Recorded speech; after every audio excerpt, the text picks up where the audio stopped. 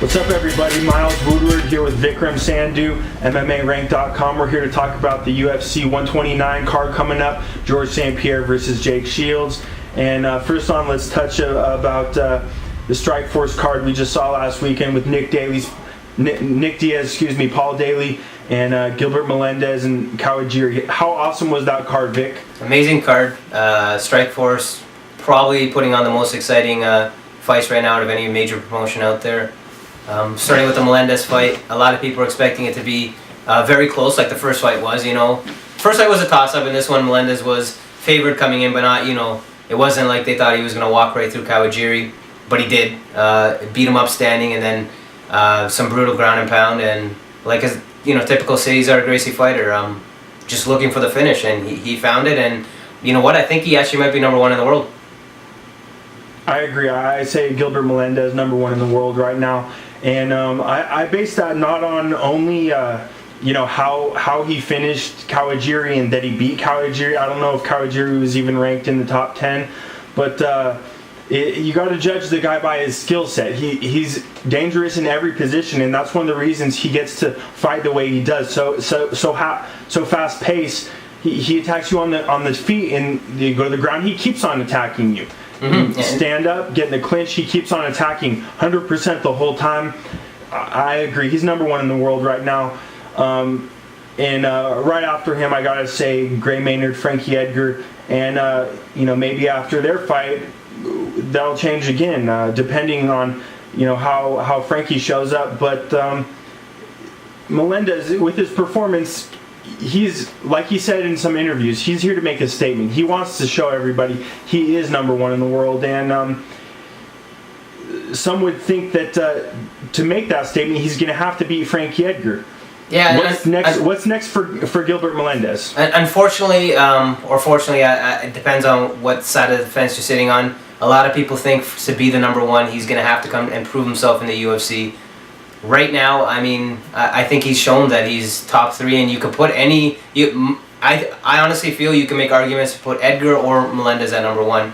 I think it's inevitable that at some point you're going to see him fighting the top guys in the UFC.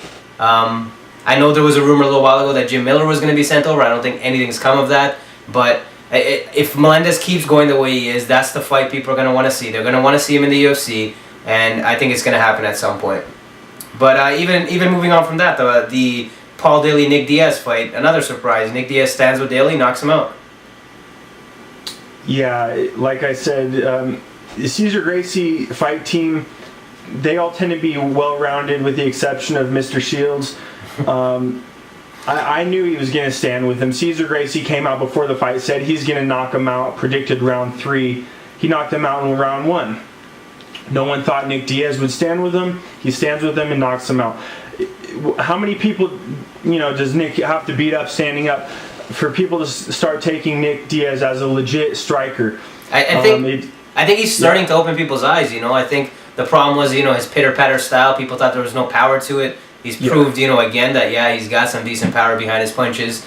Maybe not the cleanest striker in terms of technique, but easily the most aggressive and just tough as hell. He got dropped, got back up, and just kept going. He throws punches in bunches, as Joe Rogan would say, and he works the body, heavy shots to the body. And I really, really thought that if it stood standing, Daly was going to have a very big advantage. I thought Diaz had the advantage on the ground, but I thought it was, decidedly in favor of Daly on the feet.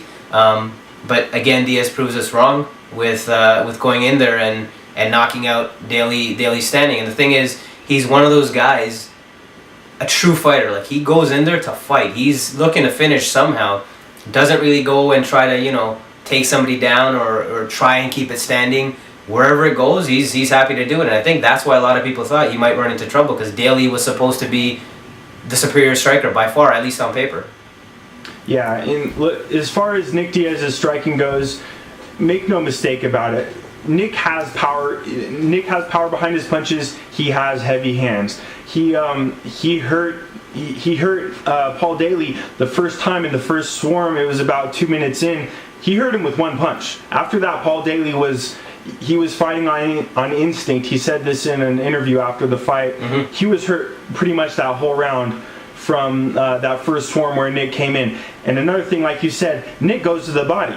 He's a real boxer.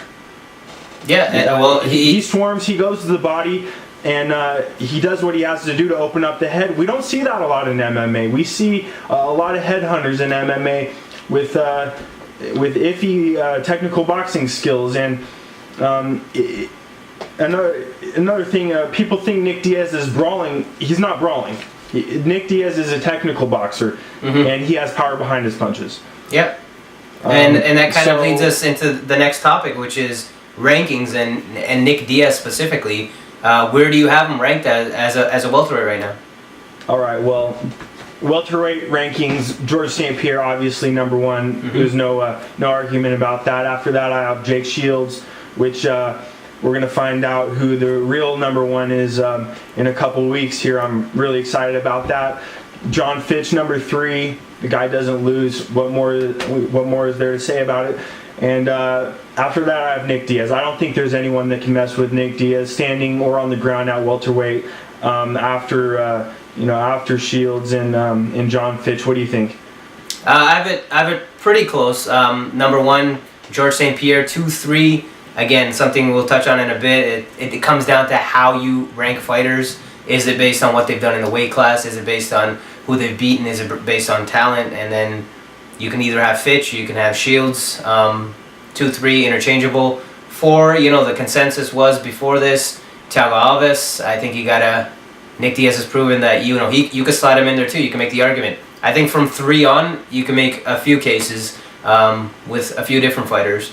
But going back to that point about rankings and how subjective they are, it depends really on the person's criteria. A lot of times you see different lists from different people, and they disagree with each other. But when you get down to it, they're not just disagreeing with the list; they're disagreeing with their criteria of what they use to rank a fighter. Right. And so, as far as me putting Jake Shields at number 2, it's because I'm judging him based on his skill set, what he's done in his career, what he does in fights, how he performs in those fights. So when you rank fighters, or at least in your head or on paper, you're looking at what they've done in their career, not just in the last year, not just in the weight division they're fighting in now. Yeah, of course, absolutely. And I'm in the same boat as that. But again, looking at that, if you look at Jake Shields moving up to middleweight and doing what he did there, and then dropping back to 170, I think you got to put him at 2 then, right? But most people still have Fitch as the number 2 welterweight in the world. Yeah. And another thing that makes a great point. Say Shields loses to GSP, UFC 129. Are we going to see the rematch?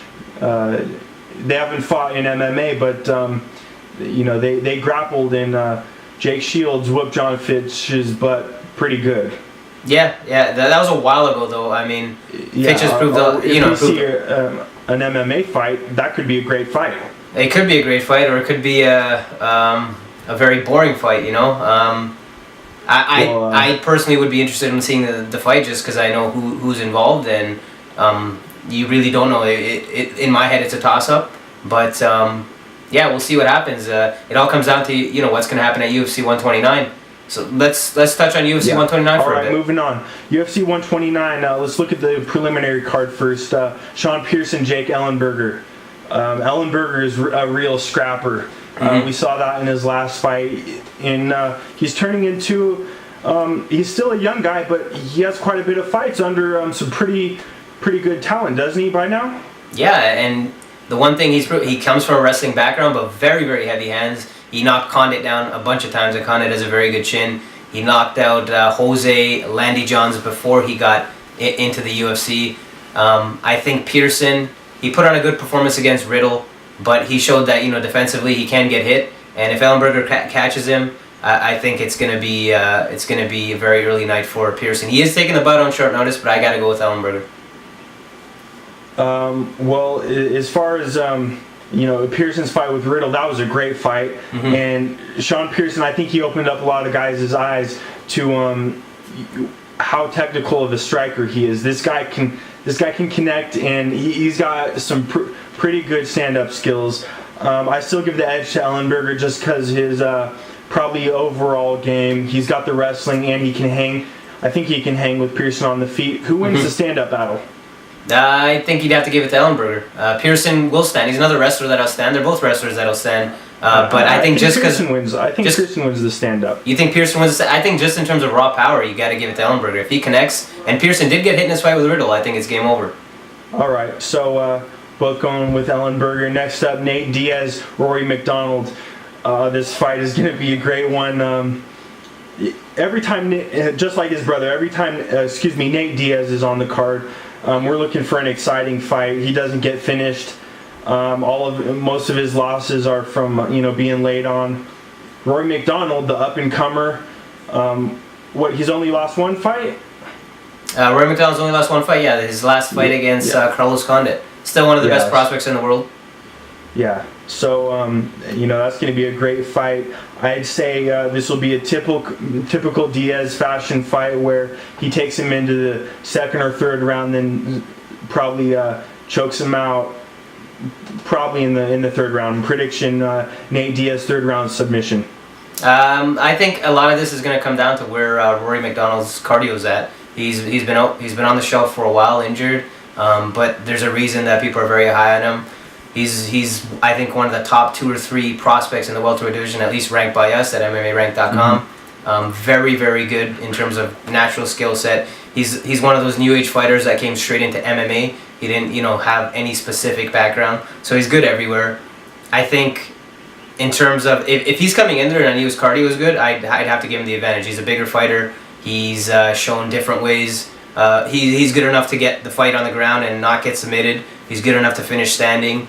But because of the cardio aspect, I don't know. I'm going to go with Rory McDonald just because I think, in the last year he's going to progress that much more. And it's in any event, it should be a very, very exciting fight. But I'm going to go with Rory McDonald. Yeah.